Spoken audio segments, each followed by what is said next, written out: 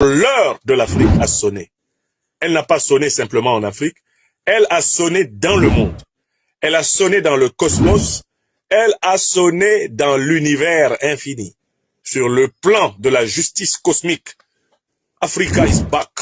Et ce n'est pas un hasard si deux puissances africaines vont pouvoir entrer au Conseil de sécurité et l'Afrique se battra pour avoir droit de veto, comme les États-Unis en ont un,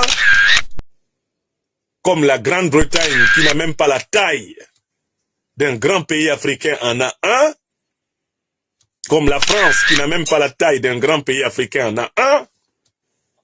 L'Afrique va avoir son droit de veto en ce 21e siècle aux Nations Unies. Ou alors les Nations Unies ne seront plus. C'est notre siècle. C'est le siècle de la rétribution. C'est le siècle de la récompense. C'est le siècle du rééquilibrage des forces cosmiques. C'est le siècle de justice.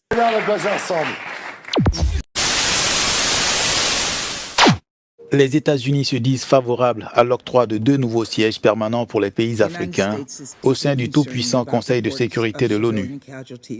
L'annonce a été faite jeudi par l'ambassadrice des États-Unis auprès de l'ONU, Linda Thomas-Greenfield, lors d'un discours devant le Conseil des relations extérieures.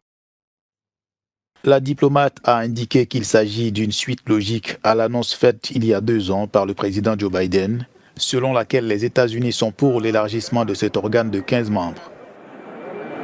L'Afrique dispose à ce jour de 3 sièges non permanents au Conseil de sécurité et selon Linda Thomas-Greenfield, cela ne permet pas aux pays africains de s'exprimer suffisamment. Toutefois, la diplomate américaine a indiqué que Washington s'opposait à l'octroi d'un droit de veto aux pays africains qui détiendraient ces 2 sièges permanents, car ce droit de veto rendrait le travail du Conseil de sécurité dysfonctionnel. Point de vue qui montre les limites du pouvoir que Washington souhaite accorder à tout autre pays. Bien que les résolutions du Conseil de sécurité soient juridiquement contraignantes, elles sont souvent ignorées par les pays visés. Et de vérité, c'est le siècle de la maths. Qu'ils montent ou qu'ils descendent, ils courent dans un sac, ceux qui y croient et qui rêvent de pouvoir à nouveau coloniser, néocoloniser, impérialiser, embastiller, capturer les Africains, comme ils l'ont fait ces 600 dernières années.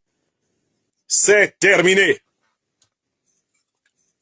L'Afrique vache à lait de l'Occident, c'est terminé.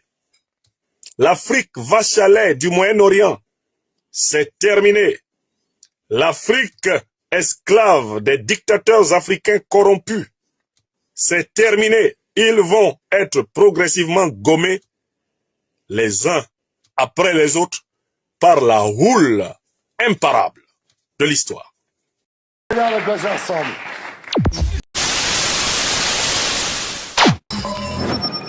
Dans un monde parfait, des géants comme le Brésil, l'Inde, le Nigeria ou l'Indonésie devraient pouvoir faire entendre leur voix au même titre que les États-Unis et les pays du G7. C'est l'ambition des BRICS qui regroupent depuis 2009 le Brésil, la Russie, l'Inde, la Chine et l'Afrique du Sud, où se tenait le dernier sommet fin août. L'Afrique et l'ensemble des pays du Sud ont le droit de profiter pleinement des avantages du commerce et de l'investissement mondiaux. Face au FMI et à la Banque mondiale, de fiefs occidentaux dirigés par une Européenne et un Américain, les BRICS ont institué en 2014 la nouvelle banque de développement dotée de 250 milliards de dollars pour financer les pays émergents, avec l'idée encore très lointaine d'adopter une monnaie commune pour faire face au dollar. La Chine, dans sa volonté de réformer ou renverser l'ordre international avec une gouvernance mondiale à sa main, veut s'imposer en leader des BRICS.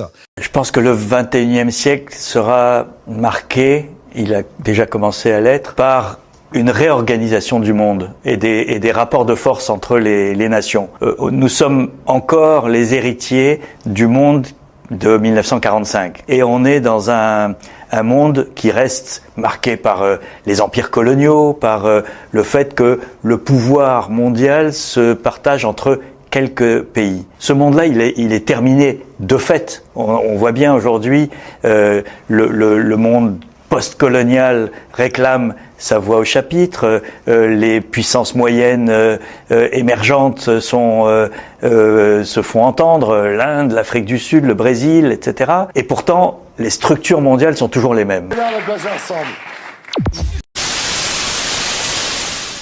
Que avait en tête Samuel Huntington, la cartographie des civilisations qu'avait Samuel Huntington est complètement dépassée par rapport à la réalité d'aujourd'hui. Mais ce qui est vrai, c'est que le ressentiment vis-à-vis des pays occidentaux, aujourd'hui, dans la plupart des pays du Sud global, et y compris dans d'autres pays comme la Russie ou comme la Chine, est aujourd'hui extrêmement puissant. Et qu'on ne peut pas espérer rechercher notre sécurité seul si on n'est pas capable de travailler avec ces États. Ce qui implique pour nos pays d'être capable de participer à la refondation de l'ordre international. Et de ce point de vue-là, des pays comme la Chine ou la Russie, pays révisionnistes qui veulent revoir l'ordre international, ont évidemment une écoute particulière de la part des pays du Sud global, puisque ça rejoint la préoccupation de ces autres États. Pensez qu'aux Nations Unies, au Conseil de sécurité, l'Afrique n'est pas représentée. Pensez que l'Amérique latine n'est pas représentée.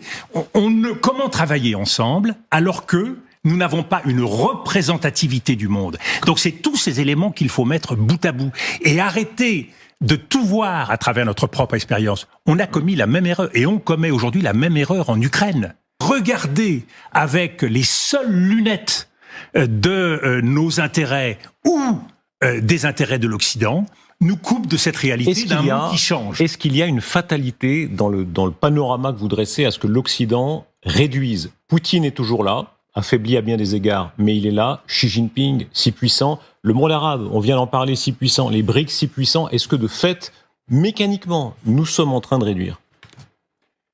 Nous rétrécissons. Nous n'avons bien sûr pas le monopole de la puissance, mais c'est une donnée acquise depuis maintenant longtemps.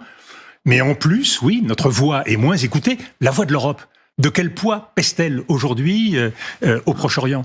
Quelle est notre capacité diplomatique à essayer de proposer un certain nombre de pistes et de solutions ? Je crois que oui, c'est un élément de très forte inquiétude. Et pourquoi ? Parce que pour arriver à peser, en tout cas pour un pays comme la France, il y a un triple objectif qui est nécessaire. Il y a une politique d'équilibre, et équilibre, ce n'est pas l'équilibrisme, et ce n'est pas l'équidistance.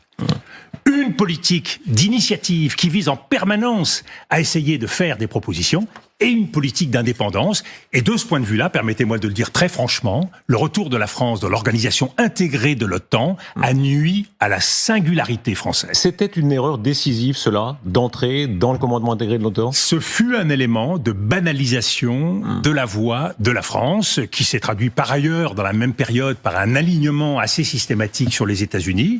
Je pense qu'il faut être solidaire des États-Unis, et en particulier, comme l'a été le général de Gaulle, comme l'a été Jacques Chirac, dans les grands moments difficiles, mais quand des erreurs sont commises ou en voie d'être commises, il faut savoir marquer sa différence. Et je pense que c'est le grand enjeu de ce siècle, c'est d'arriver à transformer l'équilibre du monde, à trouver un nouvel équilibre, sans pour autant passer par la guerre. Parce que chaque bouleversement au cours du XXe siècle est passé par une guerre mondiale, est passé par des affrontements de blocs. On peut espérer que au XXIe siècle, on soit plus intelligent. Je n'en suis pas totalement sûr.